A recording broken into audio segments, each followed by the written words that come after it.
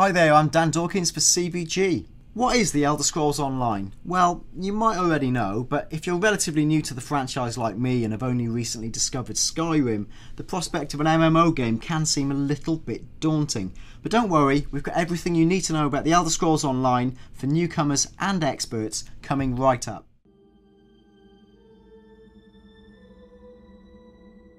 Number 1. The Elder Scrolls Online is a massively multiplayer online RPG set in the Elder Scrolls universe just like Skyrim, only set during an earlier time period. Number 2. The PC version comes out on the April the 4th, 2014, but it hits PS4 and Xbox One a few months later in June. Number 3. The Elder Scrolls Online is released as a regular digital or retail product with a $40 to $50 upfront cost, but it does require a monthly subscription of £8.99 or $14.99 a month on top.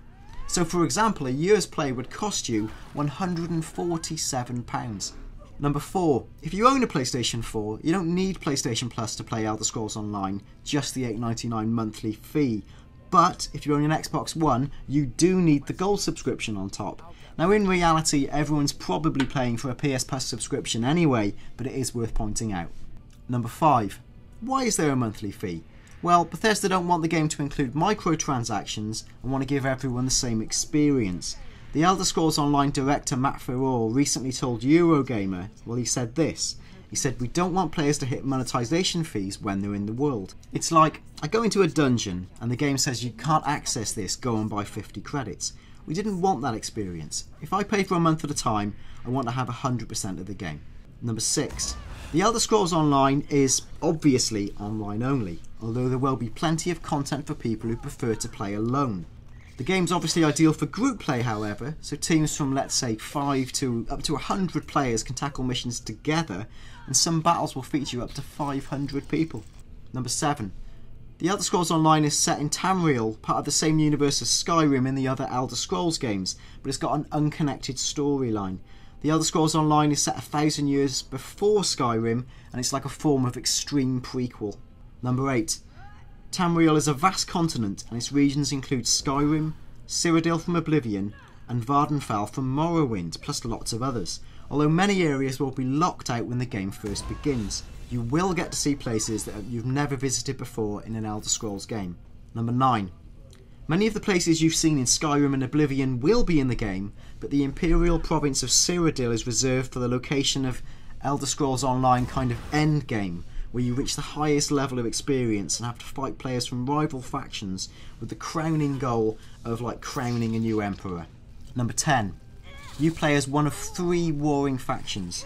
First is the Aldmeri Dominion, who are represented by an eagle, and they're composed of Altmer, which are high elves, Bosmer, which are wood elves, and Khajiit. The second class is the Daggerfall Covenant, represented by a lion. Now they're composed of Bretons, Redguards, and Orsimer, which is basically orcs. Finally, there's the Ebon Pact, which is represented by a dragon. They're composed of Nords, Dunmer, which are dark elves, and Argonians. Number 11. On the surface, the structure of the game is a lot like Skyrim. You begin as a prisoner in a largely linear tutorial section before being invited to pick up quests from different people in the world. Number 12. If you played an Elder Scrolls game as any race other than a Dark Elf, Nord or Imperial, this will be your first chance to see those races' homeland in a modern Elder Scrolls title. Number 13. Elder Scrolls Online has an overall plot that can be played in a solo player style fashion or in groups, and each region has its own overarching narrative. However, if you don't complete the required section of the main plot, you can't advance to certain regions in the game. 14. Elder Scrolls Online uses phasing, so players can be in the same location at the same time, but experience different versions of reality based on their plot progress and their experience. For example, I might be fighting to defend a village, but in your version of the game, there is no attack on the village, although you can still see me running around within that town. 15.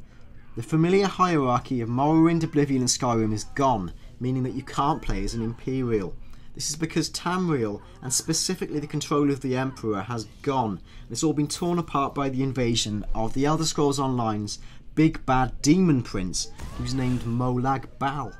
Okay, so that's it. If you enjoyed this video, please click the like button and subscribe via the subscribe button for more great Elder Scrolls videos as we get nearer to launch.